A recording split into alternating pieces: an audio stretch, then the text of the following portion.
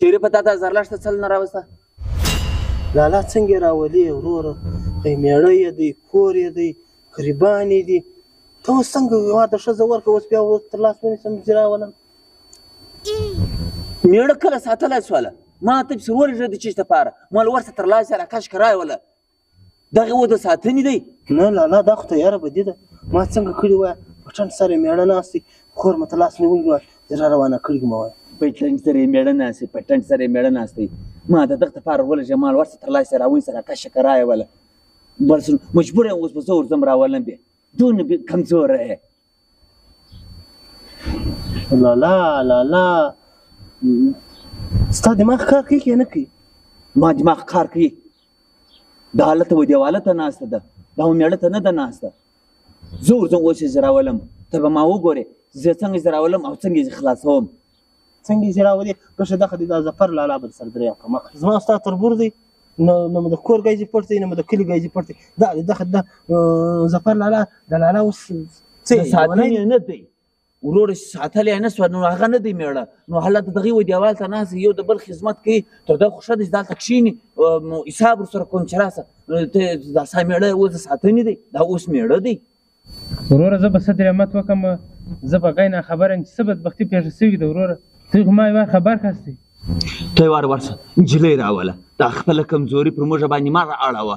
جبار هم دغه ایسي دا مړګی د ساتنې نه دی ورسه نجلۍ راوله لالا ته ناشودې کوې دا رنګه زه نسم ورتلی زه څنګه ورسم راوله د پټلاس ومه کمزور یې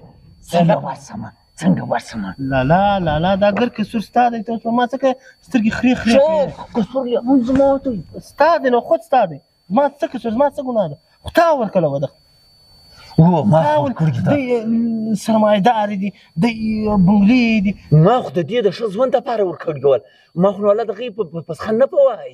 نو ښه ژوند ته د ورکوله د پیسو لالچ ته کوئ پیسې هغې اوس هم ډېر دي نو د څه لپاره اوس بیا زه راولې نو بیا څه نه زه راولم کله سړی وي هی نشې کوي اوس هی ته سړی لولې وایي ته زه څنګه ورېلا کړم اینې لالا اوس ځای نه راغلې دا سوچ ستا په هغه ورځ کړی وای ستا د خور کوزده کوله د هغه ورځ تا دا سوچ نه کوئ تا د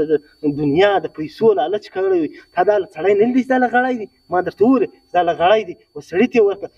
بنګلو ته یې مه ورکړه دیولو ته یې مه ورکړه تا دغه سوچ نه کوئ هغه ورځ یا نور فرشتې بیا چیرې وی وروره هغې دغه سم سړی ما لیستی ښه غټ جایداد یې وی نو ورمه کله هغې سړی ښه ژوند بې وي تر دغه نو ګسه بل سړی ښه نه دی راغلی سله نه دی راغلی سله نه دی راغلی د خدای حق راغلی څوک څنګه څوک راغلی دغه ظفر لالا نه دی راغلی دا خور د راکه سره خپلې رشته به سره وکړو تا ما ته ویل تا مړه دا مسکینان دي اوس خدای داسې خدای خو حاضر دی تا دا مسکینان دي مړه پشه خپل دیوال یې نسته پلانکا ده نو ډینګرا ده دا سړی څنګه ښایسته ځوان ورور تک سور ورور دی لکه سور بالښت تا ته یې نه کړې یا ظفر لالا نه یې درکوله د ده په ورور څه سوي غریب وي د هغې دپاره ده نه ورکړه اوس هغه دی خدای پاک ځینې واخله ښه ژوند یې نه دی محمد خان ورور موږ ماښام سلا وکړې د ګډیم دا خوښه وه چې وروره د دوی سره دوستي وکړو زموږ د ورور هم دا خوښه وه چې وروره به زه دا کال ور غواړم زپره وروره خفه کېږئ به نه ستاسو خو هغه نورې معاینې هم خوارانې یو هم تر ډاکټره نه ده رسولي پر خپل وخت باندې نو تاسو اوس بیا نورې غواړاستئ